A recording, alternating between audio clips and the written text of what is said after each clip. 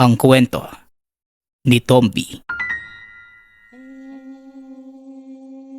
Ang kwentong ito ay hango sa totoong buhay. Mula ito sa isa nating tagapakinig na itago na lang natin sa pangalang Bong. Taong 1977, probinsya ng Tapas, Capiz. Mga friend, magandang hapon po. Dadaanan ko lang sana yung iniwan dito ni Manang Simang na bagoong alamang. Nabayaran ko na po yung kanina eh. Kaso, pumunta po ako ng bukid kaya hindi ko na nakuha. Ang sabi ko po sa kanya, pakiiwan na lang po dito sa tindahan ninyo. Wika ni Bong. 24 anyos ng mga panahong yun. Pagsasaka ang kinabubuhay ng binata. Meron silang maliit na lupain na pinagyayaman para matustusan ang pang-araw-araw nilang magkapatid na si Ben. 5 taong mas bata sa kanya, pati na din ni Lolo Tonyo.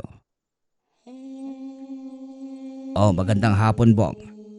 Oo, napadaan nga dito si Manang Simang. Eto, iniwan niya yung supot ng bagoong mo. Dinagdagan niya daw yan dahil pauwi na din siya. Hindi ba kayo nagsasawa sa bagoong alamang na yan? Yan na yata ang inuulam niyo sa araw-araw eh. Baka naman magkasakit na kayo sa bato. Masamang araw-arawin ang mga maaalat. Hindi mo ba alam yun, Bong? Puna ni Mang Efren. Sa kada 2 araw kumukuha ito ng bagoong sa matandang tindera.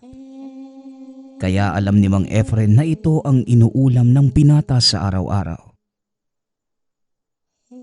Mang Efren, huwag po kayong mag-alala. Hindi naman kami nawawalan ng gulay sa bahay eh. Ginagamit ko lang tong panimpla at pampagana na din.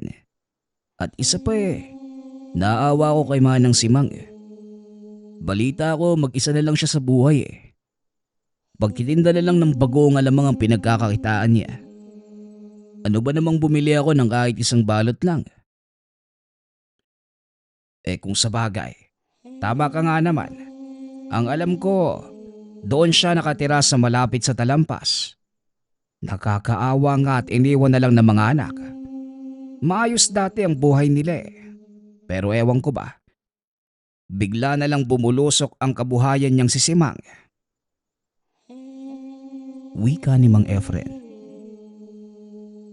Habang naglalakad naman si Bong pauwi ng tahanan. Dahil bahagyang papalubog na ang araw. Hindi na niya gaanong maaninag kung may tao ba sa unahan o wala. Makapal din ang mga sanga mula sa mga puno ng mangga na nakakalat sa gilid ng daan. Sobrang lilim sa lugar kaya kahit tanghaling tapat, nahihirapan pa ring makalusot ang sinag ng araw.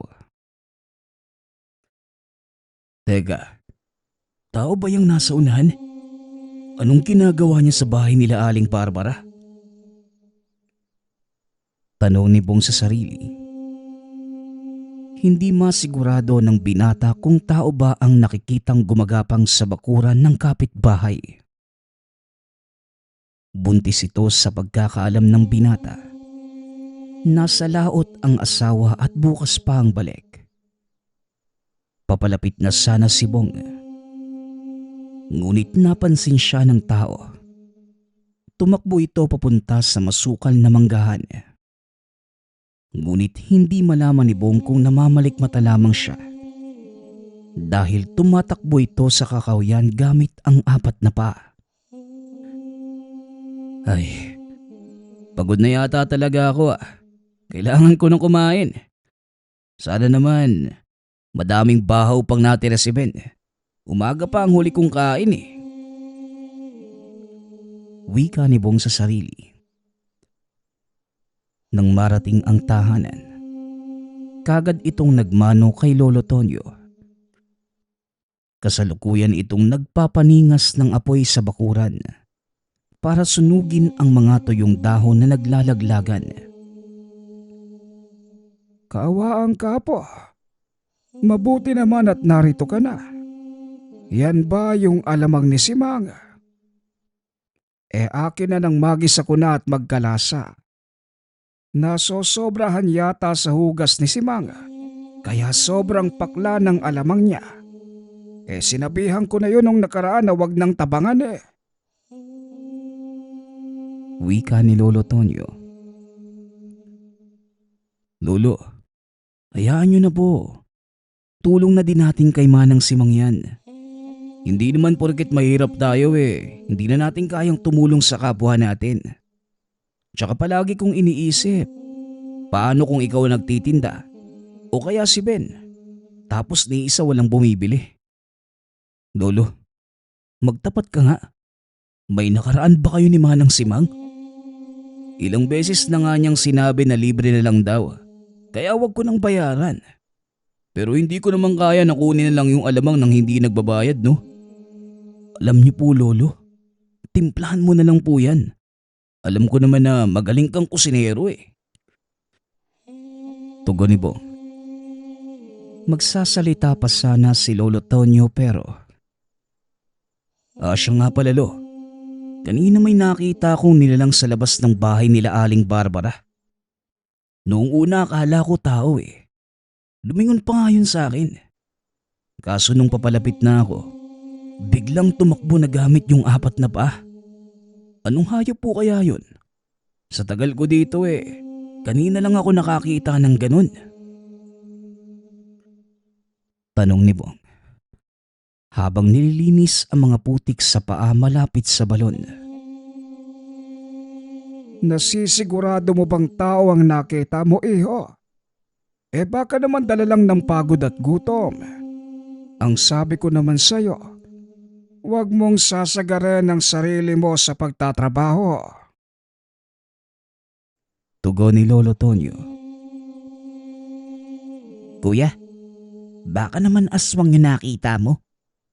Kanina po doon sa may bayan, habang nagtitinda kami ni Lolo, narinig kong nag-uusap yung mga matatanda na may aswang daw na nagpapakita dito sa lugar natin.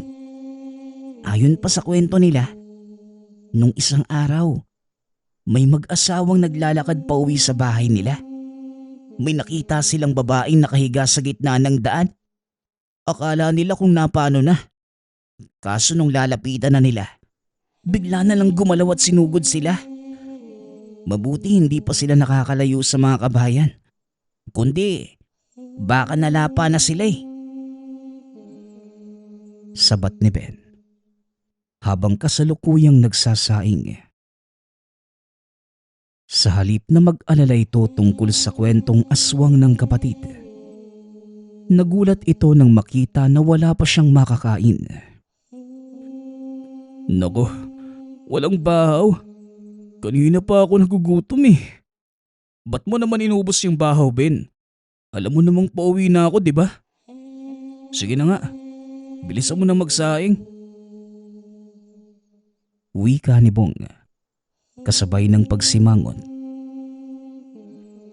Pasensya na kuya, nagutom ako sa pagbubungkal nung taniman natin ng talbos sa likod bahay. Nakalimutan kong tirahan ka. Pero may kamote naman dyan kung gusto mo. Tugon ni Ben. Walang nagawa si Bong kundi kumain na lamang ng kamote na almusal din niya kaninang umaga. Hindi naman niya mapagalitan ang kapatid dahil sa labis na pagmamahal. Kahit hikahos, nais ni Bong na maibigay lahat ng makakaya niya sa pamilya. Sige na nga. Ipaganda mo na lang ako ng kinayod na nyog at asin para dyan sa kamote natin. Tsaka magdurog ka ng sili para sa alamang ha. Para naman may kaparis tong kamote ko. Wika ni Bong. Pumasok muna ito sa kwarto para makapagpalit. Maya-maya pa, tinawag na ito ng kapatid para makakain. Ben, tungkol sa kwentong aswang mo kanina, mag-iingat ka ha. Huwag ka masyadong naglalagay sa labas kapag ganitong oras na. Sa palagay ko, Aswang yung nakita ko kaninang nakasilip kila Aling Barbara. Delikado yung mga aswang na yan eh. Kahit sino bibiktimahin nila. Sa oras na makita nila na kaya kanilang patayin, hindi sila magdadalawang isip. Kaya naman mas maigi nang ikaw ang umiwas ha. Bili ni Bong. Seryoso ang mukha nito. Alam niyang madalas gumala ang kapatid kasama ang mga kaibigan. Lalo na kapag walang benta sa bayan. Minsan pa inaabot ito na madaling araw kapag nakikipagsayawan niya. Kaya namang kumpara sa kanya, mas malaki ang tsansa na matambangan ng kapatid. Alam ko po yung kuya. Huwag ka mag-alala. Kaya ko naman po ang sarili ko eh. At isa pa, lumalabas lang naman ako kapag may mga kasama akong taga rito sa baryo natin. Pero kuya, sa tingin mo ba, mauhuli kaya yung aswang? Malapit lang dito yung bahay nila Aling Barbara eh. Kailangan natin silang tulungan sa oras na aswangin sila. Tugon ni Ben. Napaisip si Bong na tama ang kapatid. Dahil sila ang pinakamalapit kila Aling Barbara, may pananagutan sila na saklolohan ng mga ito. Kung sakaling puntiryahin sila ng aswang. Ngunit nagdadalawang isip ang binata kung kakayanin ba nila. Alam mo Ben, hindi naman masama na tulungan natin sila eh. Pero tandaan mo ha, kailangan mo munang protektahan ang sarili mo at si Lolo bago ang iba. Kahit ako pa ang nasa peligro, unahin mong masiguradong ligtas kayo. Iisip ako ng paraan kung paano ko masisigurado na hindi tayo magiging biktima ng aswang na yan. Nararamdaman ko, hindi magtatagal mas madami siyang magiging biktima sa baryo natin eh. Bili ni Bong. Pagsapit ng 11:00 ng gabi, habang tahimik na ang lahat, nakarinig sila Bong at Ben ng kakaibang huni mula sa likod ng bahay. Noong una akala nila'y palakang bukid lamang na matinis kung humuni. Ngunit habang tumatagal, nagbabago sa pandinig nila ang tinig. Alam nila na galing ito sa kakaibang nilalang. Huwag kayong mag-alala at malayo pa yan sa atin. Pero sa oras na humina ang tunog ng wakwak, doon na kayo kabahan. Ibig sabihin lang, nasa paligid lang natin ito. Pero malabong tayo ang punteriya ng wakwak na yan. Silipin nyo sila Barbara. Baka kailanganin nila ng tulong. Wika ni Lolo Tonyo. Nang silipin naman nila ito mula sa bintana. Tahimik naman sa tahanan ito at walang komosyon. Kaya naman natulog na lamang sila. Nang sumunod na araw, maagang naglakad sila Bong sa bakuran. Ben, halika nga dito. Bilisan mo. Wika ni Bong. Kagad namang lumapit si Ben sa kanya. Bakit kuya? Anong problema? Tanong ni Ben. Nakikita mo ba itong paldang itim? Dilipad yata ng hangin kagabi. Ang mabuti pa, dalhin mo kila Aling Barbara at isoli mo. Sabihin mo, nilipad sa bakod natin yung damit niya. Utos ni Bong. Makalipas ang ilang sandali, bumalik si Ben sa tahanan na nakasimangot habang dala pa din ang itim na palda. O Ben, akala ko naman malinaw yung utos ko. Ang sabi ko sa'yo, isoli mo yung kila Aling Barbara. Bakit bitbit mo pa din yan pabalik? Tanong ni Bong. Sinubukan ko ang isoli kuya. Sabi ko nga nilipad sa bakura natin. Kaso kuya, hindi daw sa kanila to eh. Walang palda si Aling Barbara na kagaya niyan. Kaya pinadala sa akin pabalik. Ano namang gagawin ko dito, kuya? Tugon ni Ben. Sunugin ninyo. Dapat sunugin yang palda. Lalo pat hindi nyo alam kung kanino yan. Malaki ang posibilidad na gamit yan ng aswang na sadyang iniwan sa pagbabakasakaling damputin ng buntis na nariyan sa kabilang bahay.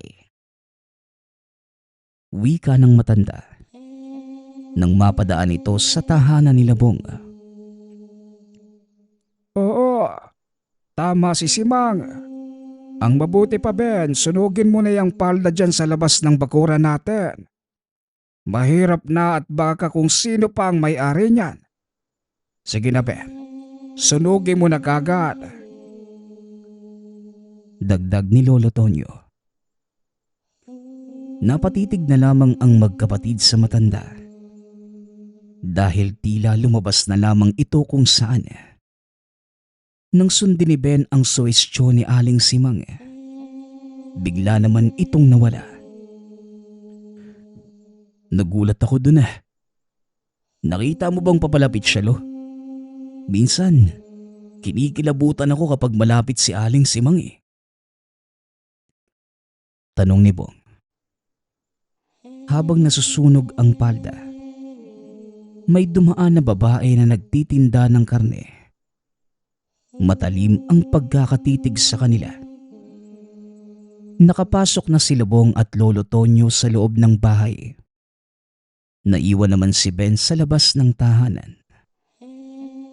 Nang matitigan niya ang matandang babae ng mata sa mata, biglang umamo ang mukha nito kasabay ng pag-alok ng karne. Magandang araw. Baka gusto mong kumuha ng karne. Mura na lang dahil kailangan ko ng maubos. Masarap itong ulam mamaya. Sariwa pa naman. Wika ng tindera. Napalingon si Ben. Naiisip na sana makapagkarne naman sila ng baboy kahit minsan. Kagad itong lumapit sa naglalako. Nagtanong kung magkano ang paninda. Ay sayang naman. Kulang po pala yung pera ko. Sige po . Sa susunod na lang po siguro. Wika ni Ben. Makikita ang panghihinayang sa mukha nito. Nais niya talagang makakain ng karne kahit minsan. Nagsasawa na ito sa lasa ng gulay at bagoong alamang. Tatalikod na sana ang binata pabalik ng tahanan. Ngunit tinawag siya ng tindera na nagpakilala sa pangalang Cora. O iho, halika dito. Pwede namang kitang bigyan ng karne sa halagang meron ka. Bukod doon bibigyan pa kita ng pasobra. Sige na, bilhin mo na to nang makauwi na ako. Muling wika ni Manang Cora. Natuwa naman si Ben sa sinabi ng matanda.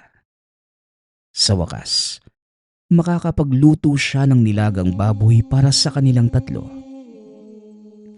Gagamitin niya ang kinita sa pagtitinda noong nagdaang araw para masurpresa ang kuya at lolo. Pagkakuha sa karne, mabilis namang pumunta sa kusina ang binata para malinisan ang karne.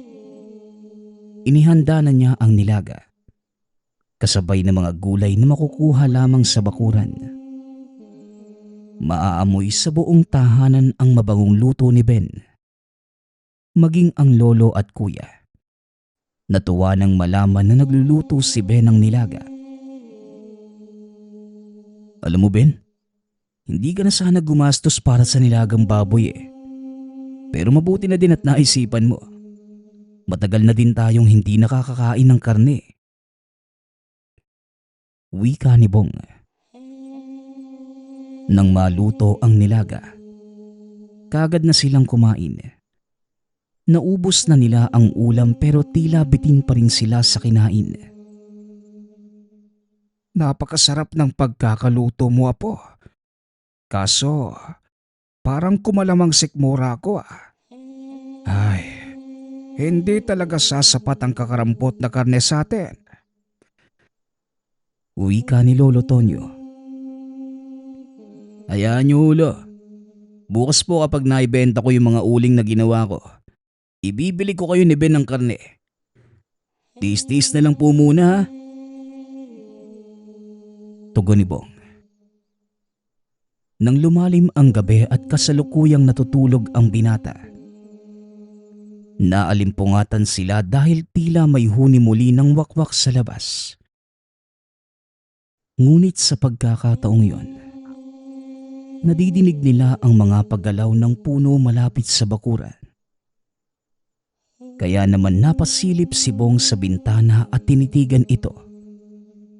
Malakas ang pakiramdam niya. Yun na mismo ang aswang na napapabalita.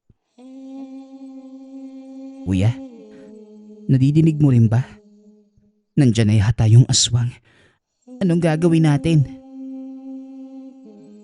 Tanong ni Ben. Paglabas ng buwan sa makapal na ulap, nakita mismo ni Bong ang aswang sa taas ng puno. Nakaharap sa tahanan nila Aling Barbara. At maya-maya pa lumundag ito pababa sa bakura ng buntis. Ben, maganda ka. Kunin mo yung mga itak natin sa kusina. Lalabas tayo at tutulungan sila Aling Barbara kung sakaling sumugod yung aswang sa bahay nila. Utos ni Bong. Tinutukan nito ang mga susunod na gagawin ng aswang. Nakahanda na ang mga itak. Nang makalabas sila, naroon na ang nilalang sa bintana ng bahay nila Aling Barbara. Sinisilip kung may tao ba sa loob. Ben, kapag sinabi ko na, sabay tayong susugod ah. Huwag kang magdadalawang isip na tagain din yung aswang. Malinaw ba? Paalala ni Bong. Hanggang sa may isa pang nilalang na dumating. Sinugod ang wakwak na nakasilip sa bintana. Nagpang-abot ang dalawa. Subalit tila labis na mas mabangis ang bagong dating na nilalang. Magkakasunod na kalmot at kagat ang ginawa nito sa wakwak. Susubukan pa sanang tumakas ng nilalang. Ngunit nang tumalikod, bigla naman siyang sinakmal ng nilalang sa leeg. Nakita pa nila Bong kung paano sumirit ang dugo sa leeg ng wakwak. Walang kamalay-malay ang mga nasa loob ng tahanan sa mga nagaganap sa kanilang bakuran. Ang pinakamalala, nang mag-umpisang lantaka ng kakarating lamang na aswang ang napatay na wakwak. Hindi kinakaya nila Bong ang mga nasasaksihan. Halos maduwal pa ang mga ito sa nakita. Hanggang sa mapansin nila ang suot na damit ng nilalang na lumala pa sa wakwak. Kuya, ako lang ba o talagang pamilyar yung suot na damit ng aswang pati ang pantalon niya? Wika ni Ben. Ayaw mang kumpirmahin ni Bong. Subalit pareho sila ng iniisip ng mga oras na yon. Damit ito ng lolo. Kaya kagad namang dumiretso sa loob ng bahay ang magkapatid para makumpirma na naroon ang matanda. Kinilabutan sila nang hindi makita si Lolo Tonyo. Ngunit nang muli nilang labasin ang aswang, wala na ito sa bakuran nila Aling Barbara. Maging ang katawan ng wakwak ay wala na rin doon. Mukha yatang may hindi tayo nalalaman tungkol kay Lolo. Ang mabuti pa, pumasok ka na sa loob. Doon tayo maghihintay sa kanya. Wika ni Bong. Hindi na natulog pa ang magkapatid. Inaantay nilang makabalik si Lolo Tonyo. Maya-maya lang, may narinig na silang naguhugas sa balon. Ganun pa man, hindi pa din sila kumilos at hinintay na pumasok ang matanda. Inaabangan nila itong buksan ng pinto. Ngunit nagulat sila nang lumabas ito mula sa kwarto. Dumaan pala sa bintana ang matanda. Mga apo, siguro alam nyo na ang tungkol sa akin. Ayoko sanang malaman nyo ang tungkol dito. Ilang taong ko nang pilit na pinipigilan ang pagkauhaw ko sa dugo at karne ng mga aswang. Pero nang maghain ng karne itong si Ben kanina, napukaw ang dugo ko ng pagkaaswang. Pero hindi ako kumakain ng tao. Iba ang hanap ng katawan ko. Mas lalong naging lumalala ang pagkauhaw ko sa dugo nang maamoy ko ang wakwak na umaaligid dito. Pagpapaliwanag ni Lolo Tonyo. Lo, ang ibig sabihin, aswang ang kinakain nyo? Meron bang ganun? Aswang din po ba kami? Bakit hindi tayo naapektuhan ng bagoong alamang ni Aling Simang? Di ba may asin yun? Tanong ni Bong. Wala kayong dugong aswang mga iho. Hindi na isasali ng ganitong uri ng sumpa. Nakuha ko ito nang mapatay ko ang aswang nung nagtatago pa ako sa gubat mula sa mga Hapon. Sa gutom ko, kinain ko yung laman nito at puso. Kaya ako nagkaganito. Si Simang ang tumulong sa akin para mapigilan ko ang pagkatakam ko sa aswang. May kung anong nakahalo sa alamang niya. Mga halamang gamot na pumipigil sa gutom ko. Tugon ni Lolo Tonyo. Dito naintindihan ni Bong na kaya pala palagi siyang inaalok ni Aling Simang at libre pa itong binibigay. Hindi pala dahil naawa ito sa kanila, kundi dahil tinutulungan niya ang kababata na si Lolo Tonyo. Dagdag pa ng matanda. Dating mangkukulam si Aling Simang, subalit itinigil na niya nang iwanan siya ng mga anak. 4 na dekada na siya nitong tinutulungan. Ayon naman sa lolo, sapat na ang nakain niyang wakwak para tumagal ng ilang taon bago ito muling magutom sa karne. Subalit kung may aswang na maligaw sa kanilang baryo at muli itong maamoy, sinabi ni Lolo Tonyo na ibang usapan na yon. 2 araw lang ang lumipas. Natagpuan sa kakahuyan ang gutay-gutay na katawan ng tindera ng karne. Walang iba kundi si Manang Cora. Dito nila napagtanto na ito ang wakwak. Kaya kagad dumulog ang 3 kay Aling Simang para magpagamot. Malaki ang posibilidad naniyanggaw sila mula sa karneng baboy na nabili ni Ben. Mabuti na lamang at kagad itong naagapan. Nagawang ipaluwa ni Aling Simang ang itim na sisiw sa loob ng katawan ni Bong at Ben. Nagpasya naman sila na panatilihing lihim ang lahat. At mas naging malapit pa ang 3 kumpara dati. Magpasa hanggang ngayon, hindi pa rin nalilimutan ni Bong kung paano namatay ang wakwak. Nang lapain ito ng kapwa aswang. Ang susunod nating kwento ay mula sa isa nating tagapakinig. Naitago na lang natin sa pangalang Taboy. Taong 1970. Probinsya ng Negros Oriental. Grabe, ang dami ng mga isda.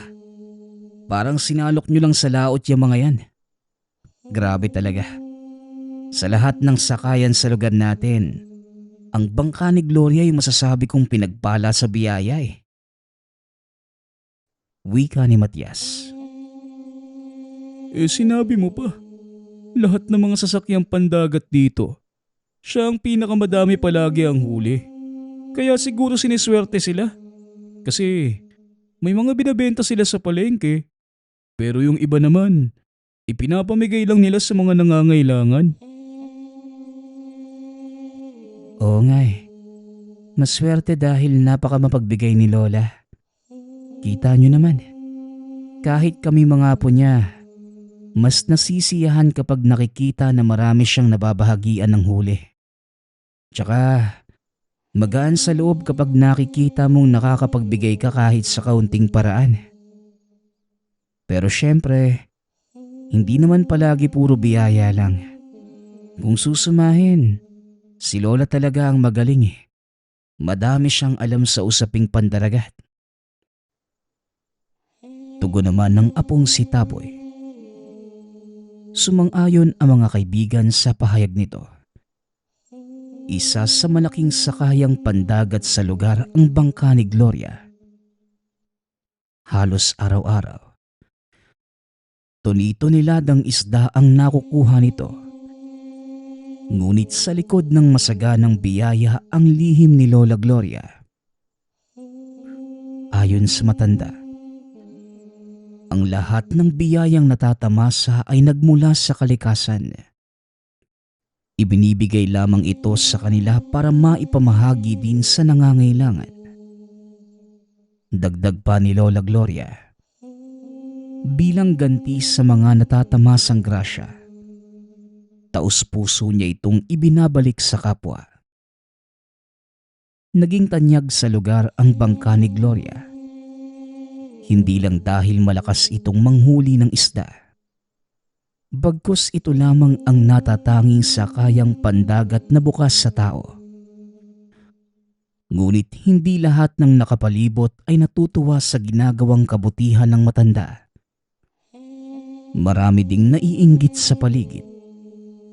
Gumagawa ng paraan para masira ang sasakyan. Lola, may bagyo po ba? Balak po sana naming hindi mo na bumiyahe. Nakakaramdam na naman kami ng bigat sa pamamalaot. Sa ilang taong ganito ang ginagawa natin. Napagpasyahan namin ni Taboy na maglinis na lang muna ng mga gamit. Pati na din yung bangka. Wika ng panganay na anak na si Juanito. Maglilinis? Walang bagyo, Juanito. Pero meron na naman sigurong sila ulong gumagawa ng hindi maganda sa atin. Pang ilang beses na ito. Silintik na roke na naman siguro. Tugon ni Lola Gloria. Lola, wala tayong matibay na ebidensya kung sino ang may gawa. Hayaan na lang po natin. O baka naman kailangan lang talagang malinisan.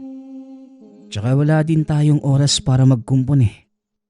Baka nagkaroon lang ng kaunting problema sa makina.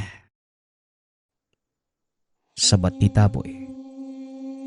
Hindi naman na nagsalita pa ang matanda. Alam na niya ang mangyayari sa tuwing makakaramdam ng kakaiba. Dahil kahit ipilit nilang pumalaot, siguradong wala din naman silang mahuhuli. O kaya naman pagkasira ng mga bagay sa bangka. Katulad ng laslas na lambat, pagdirik ng makina at madalas, nagkakasakit ang mga tauhan. Sa laki ng ginagamit na bangka, kinakailangan ng halos 15 hanggang 20 katao para sa trabaho. Madalas silang magpausok. O kaya naman ilalagi muna ang sakayan at lilinisin. Ultimo lahat ng sulok ay tinatanggal ang mga dumi na posibleng magdala ng malas sa pamamalaot. Maging ang mga tauhan hindi basta lamang sasampa sa bangka. Mariin nilang nilalatag ang mahigpit na patakaran. nang sa gayon kagad makontra ang malas. Bago tayo magturo ng salarin, kailangan muna natin ng matibay na ebidensya. Siya nga pala Lola, pinauna na naming ilatag yung lambat. Hindi ko lang alam kung natapos na nila Pablo at Simon. Wika ni Taboy. Natigil sila sa pag-uusap nang pumasok si Pablo. Hawak ang tiyan at tila may dinadaing. Oh, ano bang nangyayari sa'yo? Taboy, kunan mo nga siya ng upuan. Anong oras sila nagumpisang magtahi ng lambat doon sa labas? Kumain ba kayo, Pablo? Kanina ko pa kayo nakita ni Simon eh. Tanong ni Lola Gloria. Nona, kumain po kami kanina bago pumunta dito. Aalalayan po sana namin sina Taboy sa paglilinis at pagtahi ng mga lambat. Pero bigla pong sumakit yung tiyan ko eh. Ewan ko nga po kung anong nangyayari sa akin. Biglaan lang.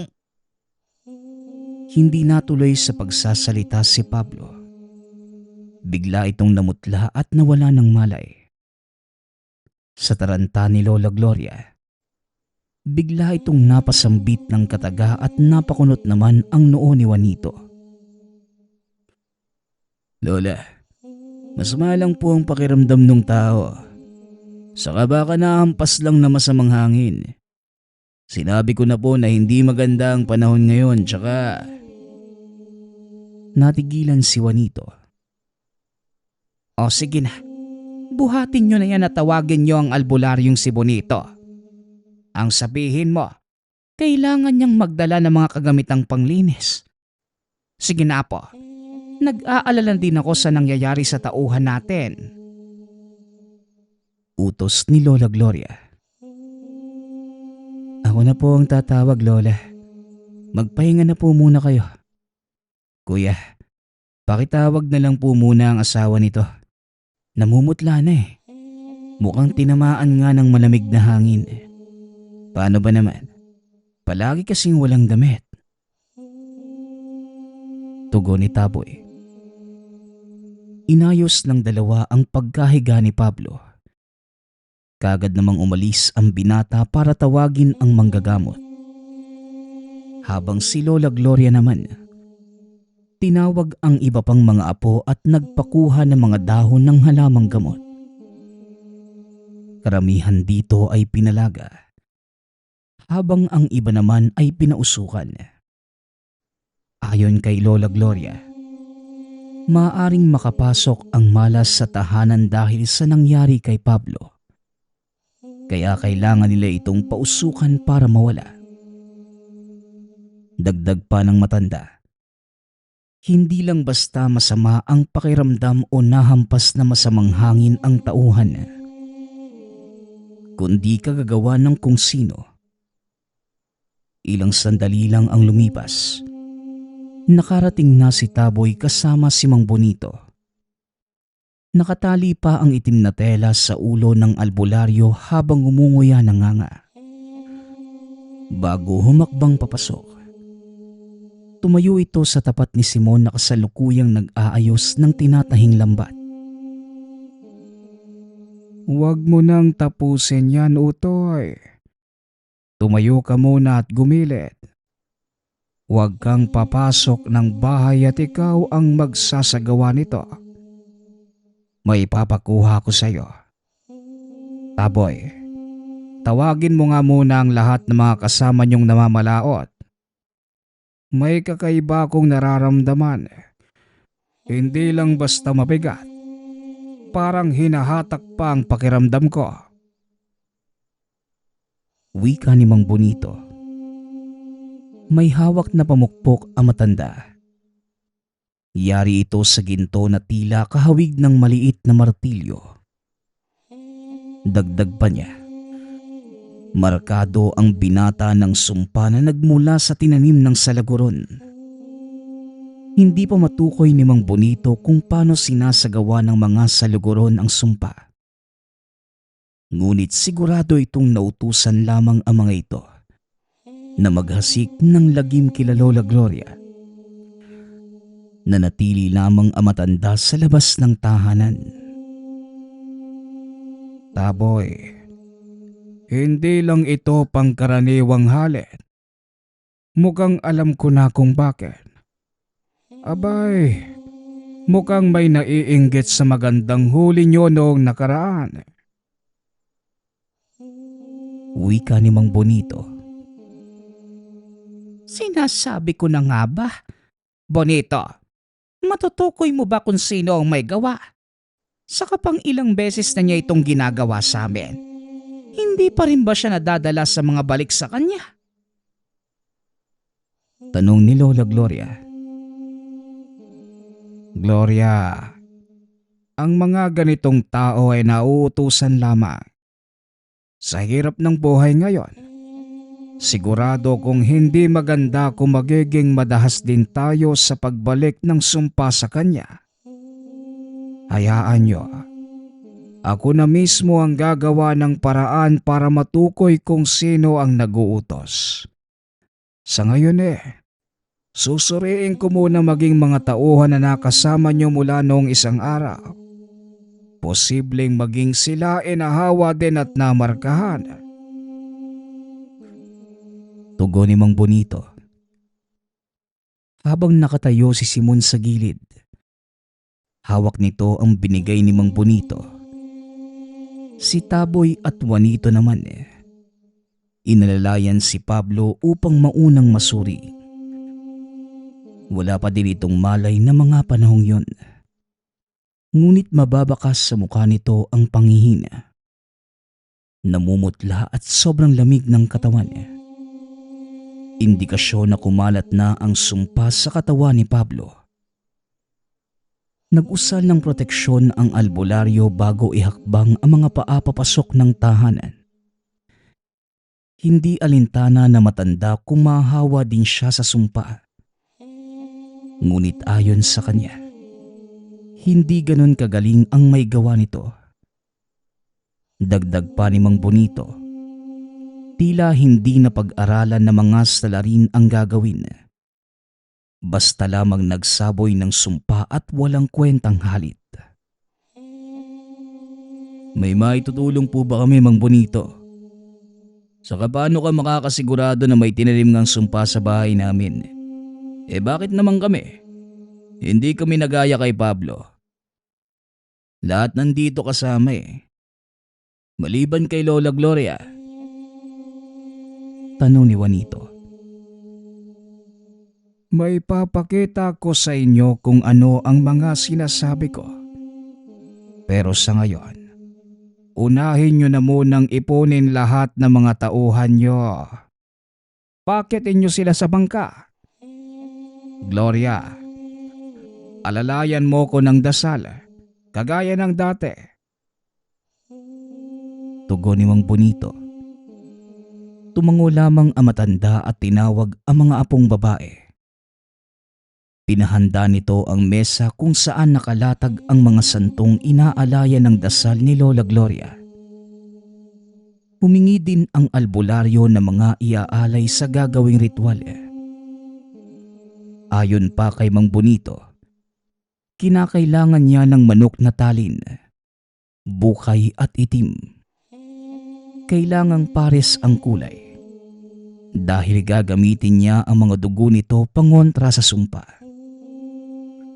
Kagad namang naghanap ang magkakapatid dahil ayon sa albularyo, kailangan nilang isagawa ang pag-aalay bago pa man lumubog ang araw. Hindi na din nagsayang pa ng oras. Ang lahat ay nagpasya na sumama sa gawain. Tila may malaking salo-salo sa tahanan ni Lola Gloria, kasama ang asawa ng mga tauhan. Tulong-tulong sila sa paghahanda ng pagkain. Bago pa man ang nakatakdang gawain, nag-abiso ang albularyo ng dapat at hindi dapat gawin. Mahigpit niyang ipinagbabawal ang paglapit sa bangka, maliban sa mga tauhan at kasama sa paglalayag. Maaaring may nahawaan na ng sumpa.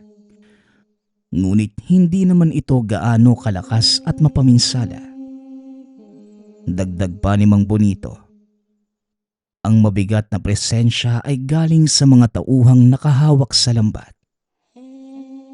Bago magtanghalian na kumpleto na nila ang iaalay, naghanda na din ng mga kagamitang gagamitin si Mang Bonito, maging ang mga tauhang isasama sa rituale. Naatasan silang magtali ng pulang tela kung saan binasbasan at sinamahan ng dasal ng albularyo bago ito itinali. Para saan po ba ito, Mang Bonito? Magagaya din ba kami kay... Natigil ito sa pagsasalita. Kay Pablo, posible. Pero kailangan na lang nating sumunod muna kay Mang Bonito.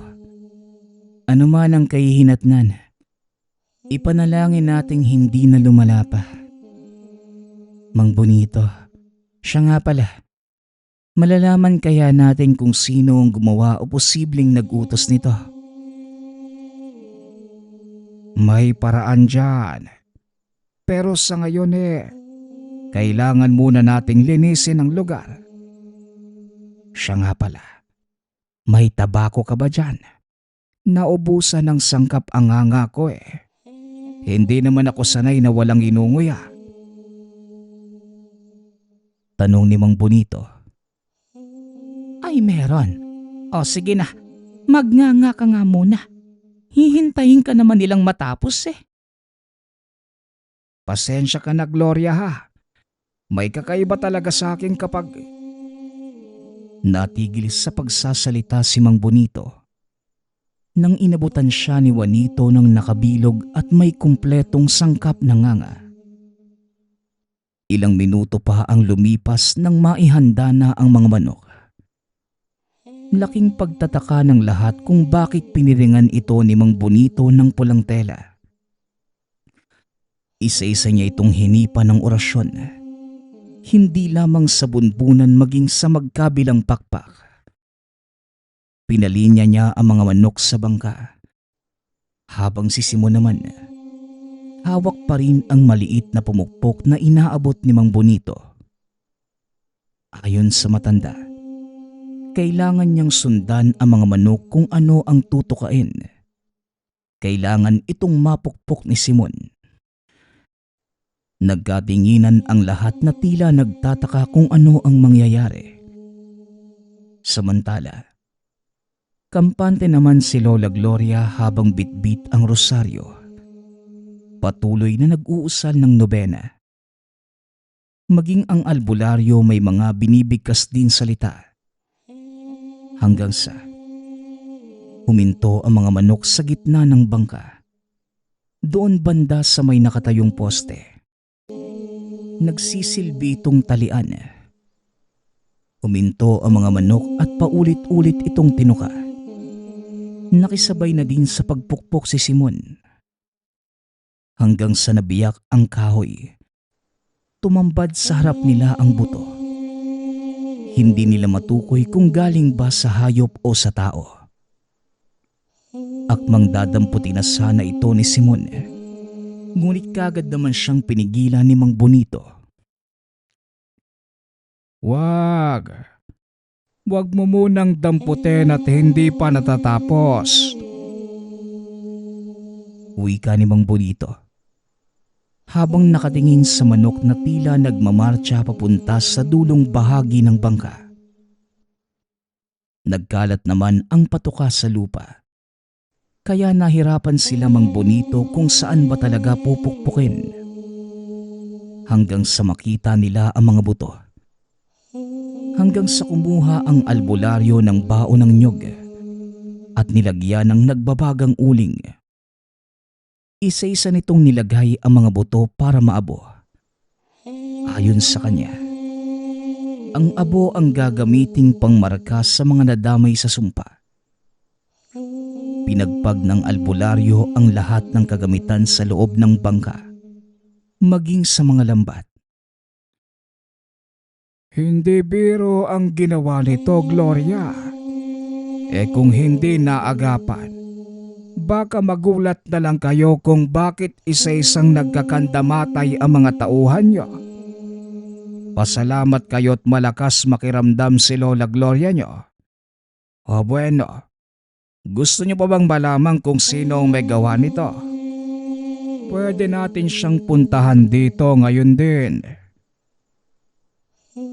Tanong ni Mang Bonito. Kung mapaparusahan ba siya, meron po bang magbabago? Lola Gloria, ikaw po ang magpapasya.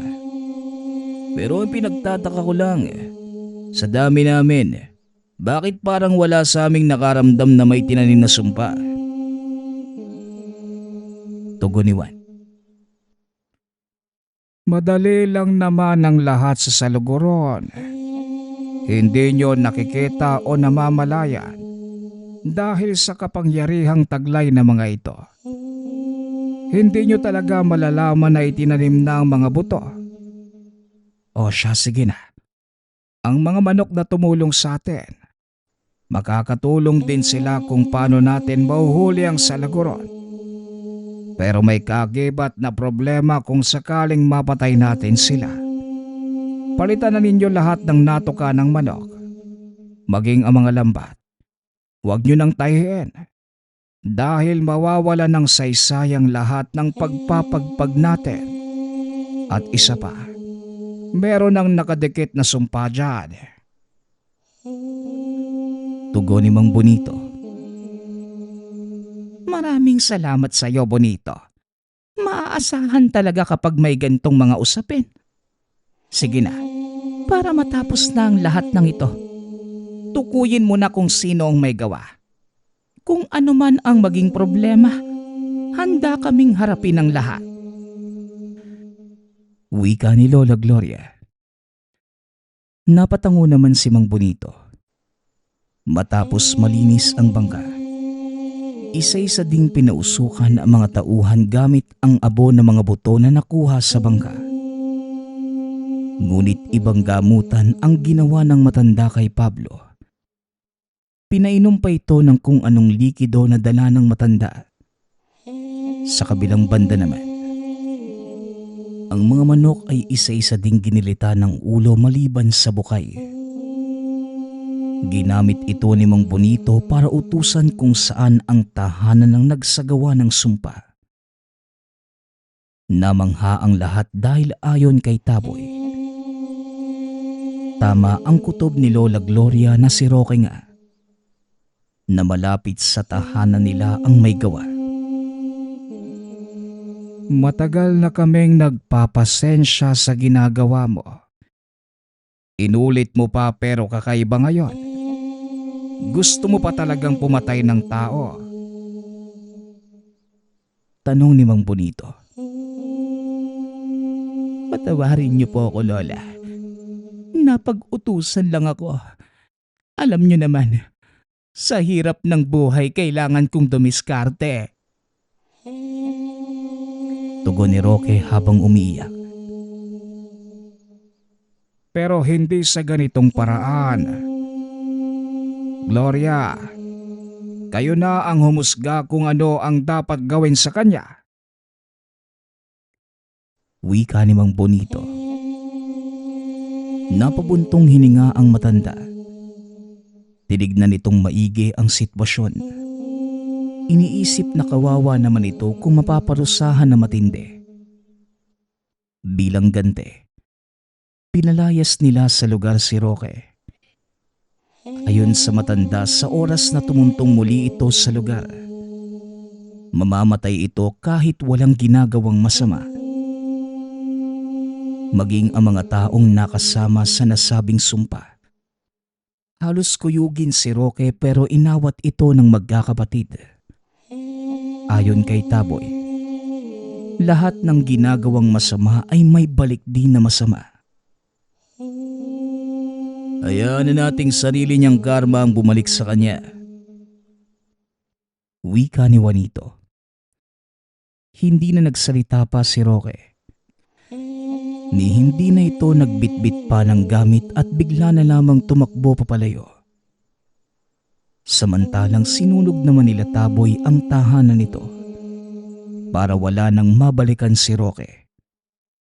pinalayo ni Mang Bonito lahat ng tao sa lugar. Ayon dito, may demonyong salaguron ang matanda kaya matapang maghasik ng masamang gawain. Bago magdilim natupok na ang buong lugar kasama ang mga bangang hindi naman nila nakita kung ano ang laman. Matapos ang kaganapan ng araw na yon, napagpasyahan nila Lola Gloria na magsagawa ng malawakang misa sa mismong lugar. Kasabay ng pagbebendisyon sa mga bagong kagamitang gagamitin sa pamamalaot. Sa kasalukuyan, iba na ang naging kalakaran ng bangka noong namatay si Lola Gloria. Nawala na din lahat ng swerteng natamasa. Dahil ni isa sa mga anak na matanda, walang sumunod sa paniniwala nito. Magpasa hanggang ngayon, baon ng mga anak at apo ng matanda ang kwento tungkol sa bangka ni Lola Gloria. Nagpapasalamat nga pala ako sa lahat ng sumusuporta sa ating channel. Nawa ay patuloy niyong suportahan at pakinggan ang ating mga kwento. Hanggang sa muling pakikinig. Paalam.